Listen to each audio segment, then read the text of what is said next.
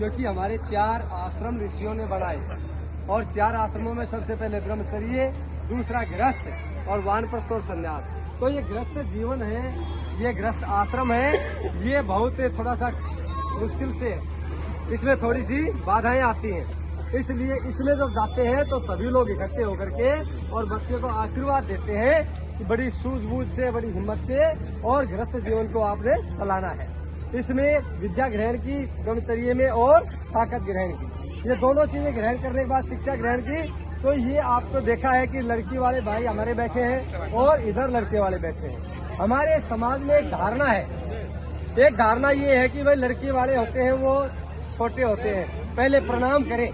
लेकिन एक बात मैं आपको बताता हूँ कि राजा दशरथ अपने बच्चों का जब बारात लेकर के मिथिलापुरी में पहुंचे और मिथिलापुरी में जनक के द्वारे पे गए तो दशरथ ने क्या किया, हाथ जोड़ के जनक को प्रणाम किया।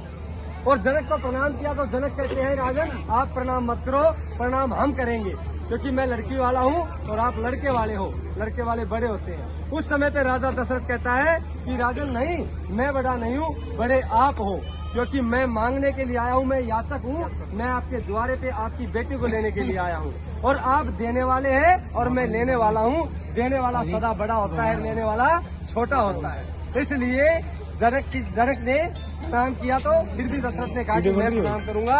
तो इसलिए आपने सभी ने मिलकर के बच्चे को आशीर्वाद दिया है कि बेटे आप एक उत्तम संतान पैदा करके जो समाज का और आपका सबका राष्ट्र का काम करे, भला करे।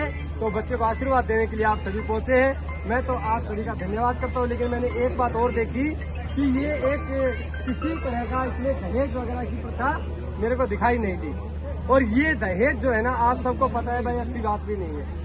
और आपने एक समाज में एक शब्द है जो गरीब को मारता है कि आप उठ के जाओगे, कोई मिलेगा तो कहेंगे भाई क्या दिया। अब ये क्या दिया जो शब्द है ना, ये बाध्य कर देता है और इसी के ऊपर मजबूर होकर के और लड़की वाले कुछ न कुछ देने का प्रयास करते हैं, समाज पूछेगा। इसलिए आप अपने बिल्कुल समाज से इस शब्द को निकाल दो कि किसी से ये नहीं पूछना कि भाई क्या दिया, भाई देने वाले कौन, लेने वाले कौन, आपने किस लिए पूछना है। इसलिए किसी के ऊपर दबाव नहीं डालना।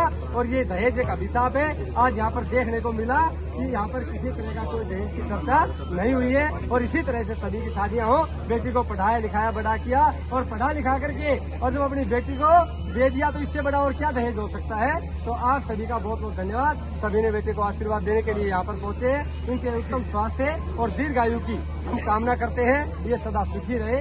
सर्वे भवन्तु सुखिनः, सर्वे सन्तु निरामया, सर्वे भद्राणि पश्यन्तु, मां कश्चित् दुर्भाग्यं, मां कश्चित्